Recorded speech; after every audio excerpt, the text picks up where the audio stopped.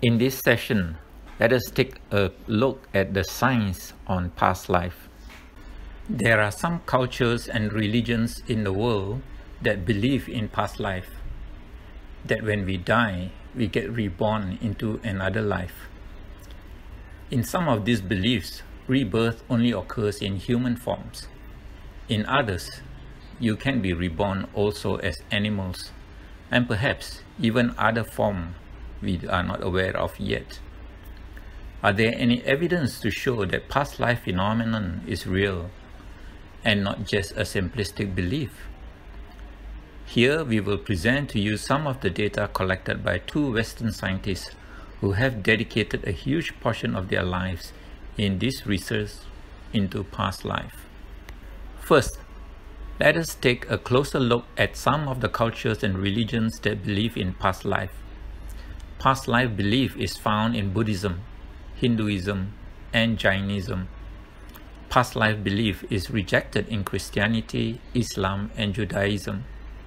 However, the Kabbalah mentions reincarnation, and early Christians such as the Gnostic appear to believe in reincarnation. Some Christian scholars noted that early Christians believed in reincarnation until the belief was banned or removed from its teachings after the Council of Constantinople in 553. Ancient Greek philosophers such as Pythagoras, Socrates, and Plato mentioned past life in their writings and teachings, and Native Americans, particularly in the northwestern coastal and the Inuit Eskimos, believe in past life. Even the Druze in Syria, Lebanon, Israel, and Jordan culturally believe in past life. In Buddhism, rebirth is one of the foundational doctrines of Buddhism, together with the doctrines of karma, dependent origination, and nibbana. According to the Buddhist teachings, rebirth can happen in any of the many planes of existence. In Buddhism, there are three worlds: the world of the senses, or kama loka, the world of fine material, or rupa loka, and the formless or immaterial world, or arupa loka. The arupa loka has four planes of existence, namely the plane of infinite space, the plane of infinite consciousness, the plane of nothingness, and the plane of neither perception nor non-perception, corresponding to the four arupa jhanas. The rupa loka has 16 planes, corresponding to the four rupa jhanas, with 3 planes in the first jhana, 3 in the second, 3 in the third, and 2 in the fourth jhana, totaling 11 planes in the rupa loka. In addition, there are 5 different planes in the pure abode, also in rupa loka, thus making it the total of 16 planes in the rupa loka. Rebirth to the rupa loka or arupa loka can only be attained by attaining the corresponding jhana state, while rebirth to the pure abode is only possible with the attainment of anagami or non-returner sainthood state. Lastly, we have the karma loka. The karma loka itself can be divided into 3 big groups: the 6 levels of heaven, the human world, and the 3 wufu planes of ghosts, animals, and hells. In the Mahayana tradition, the angry gods or asura is included as a separate plane in the wufu planes, but not so in the Theravada tradition. Rebirth in any of the planes in the karma loka is dependent on your generosity and virtues. In other words, it is determined by the karma you have generated. Past life and rebirth are often mentioned in the suttas. In the Great Discourse to Saccaka, found in Majjhima Nikaya number 36, the Buddha reviewed his past lives on the night of his enlightenment as part of the 3 knowledges, or Tevijja. The Buddha also talked about one of his past lives as Jotipala in Katikara Sutta, found in Majjhima Nikaya number 81, where he met with the Buddha Kassapa and was converted. Again, in the Ananda Pindi Kovada Sutta, found in Majjhima Nikaya number 143, the Buddha declared that Anandapindika was reborn as a deva after his death. These 3 suttas are just some of the many examples of past life and rebirth being mentioned in the sutta. Now, let us look at the extensive scientific studies on past life. There is a huge amount of data to be collected and studied on past life. Unfortunately, not many are interested in researching past life, as most scientists are Westerners growing up in Christian background and taught to not believe in past life.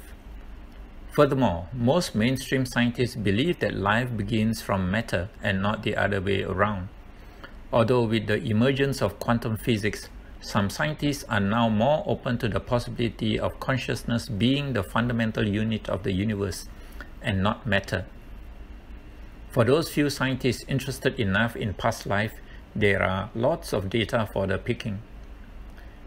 We are not just talking about getting the data from cultures that believe in past life, but also from cultures that do not believe in past life, such as in the West. The method used in the research on past life is mainly interviews with children who claim to remember their past lives, followed by the verification of those claims, and elimination of other possible sources of knowing, such as from television or other forms of media, listening to talks by parents and other adults. Some of the most compelling evidence is the presence of physical birthmarks or birth defects that correspond to those claims. Also, there are times when unexplained phenomena such as unique skills, phobias and philias, or speaking in a foreign language that are otherwise hard to explain away.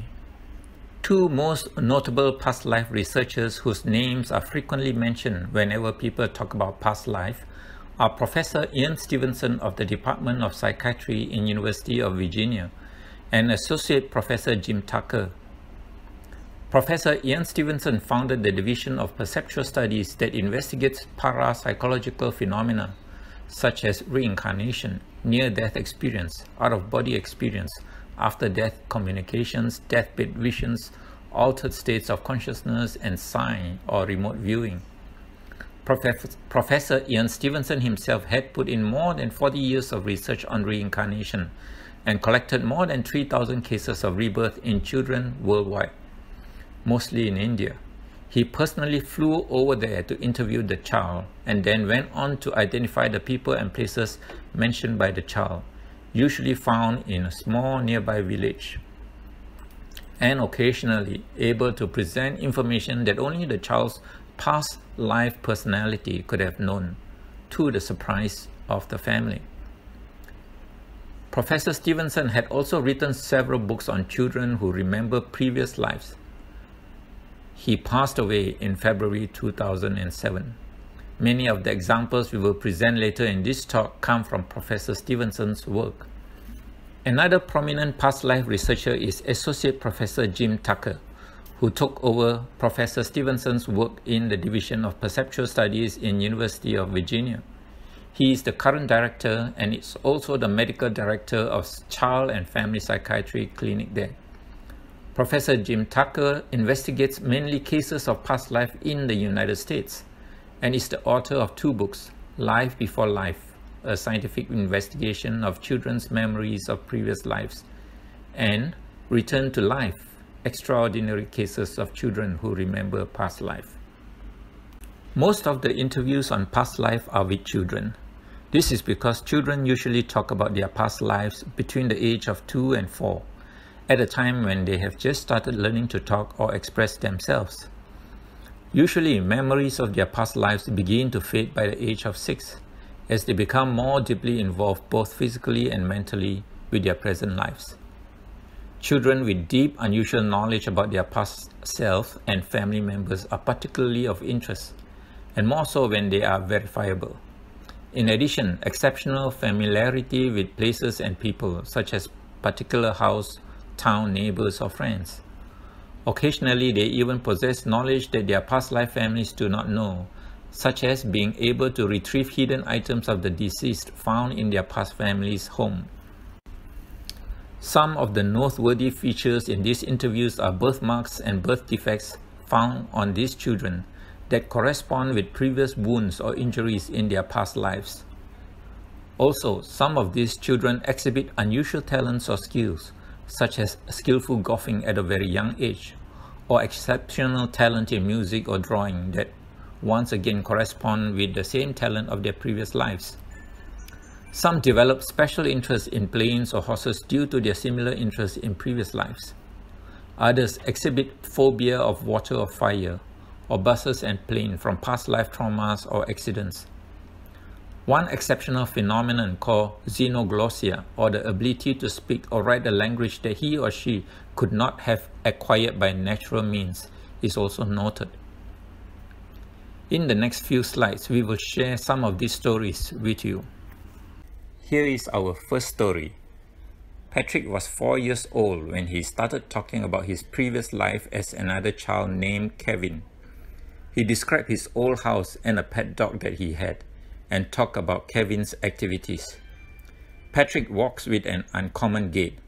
His left eye is blind due to corneal opacity, and there was a nodule on his skull just above his right ear. There was also a small cut line on the right side of his neck. What Patrick did not know was that he was describing his half-brother Kevin, who had died 12 years earlier at the age of 2. Kevin was diagnosed with metastatic neuroblastoma, and he walked with a limp following a fracture on his left leg. His cancer had spread to his left hip joint and femur, and also to his left eye, leading to blindness. There was also a spread to the right skull just above the right ear. An intravenous catheter was also inserted on the right side of his neck. While it may be possible that Patrick may unconsciously know about Kevin somehow, since Kevin was his half-brother, it is difficult, however, to explain away all the matching birthmarks and defects that he has. It is postulated that strong mental images or imprints can produce specific effects on the body, leading to corresponding birthmarks or defects. This second case is of Samuel Hayik, a bandit in Turkey who was on the run from the police. Surrounded and having no escape route, he killed himself by pointing his gun to his chin and pulling the trigger. Meanwhile, a distant relative of his dreamed of Samuel Hayik on the night his new son was born. At birth, it was noted that the newborn has a prominent birthmark on the right side of his chin, with another smaller one on the left side of his head, corresponding to the entrance and exit points of the bullet when Samuel Hayik killed himself. This next one is a photo of leg Powell's hands, taken in February 1980 in India, when he was just over 8 years old. The fingers of the right hand, including the thumb, are mere stubs, without any trace of bones. He remembered a life as another boy in a village nearby who had his right hand fingers severed by a fodder chopping machine. His description fitted the life of Hukum Singh, who lived in a nearby village in the same district, who had died young. Here is another story of a boy named Hunter, who at age 2 was given a toy golf set. When he was 3 years old, Hunter started watching the Golf Channel on TV. One day, he saw Bobby Jones, a golfer in 1920s, on infomercial, and claimed that he was Bobby Jones. When he was shown photos of various golfers and houses, Hunter managed to correctly identify Bobby Jones in those photos and even the correct house that Bobby Jones lived in. Hunter was exceptionally good at golf and started taking golf lessons at 2 years old, even though the usual age to start was 5 years old. By the time he was 7, he has won 41 out of 50 junior tournaments. There was also the case of a young girl who had fear of water and buses. She claimed to remember a past life where she was knocked down by a passing bus and fell into a ditch of water, whereby she drowned. Another similar story was of a boy who feared loud noises. He remembered a life as a soldier who died in a bomb blast. Likewise, there are many cases of children who love particular things like horses or music or farming and remembered past lives that correspond to similar likes in those lives.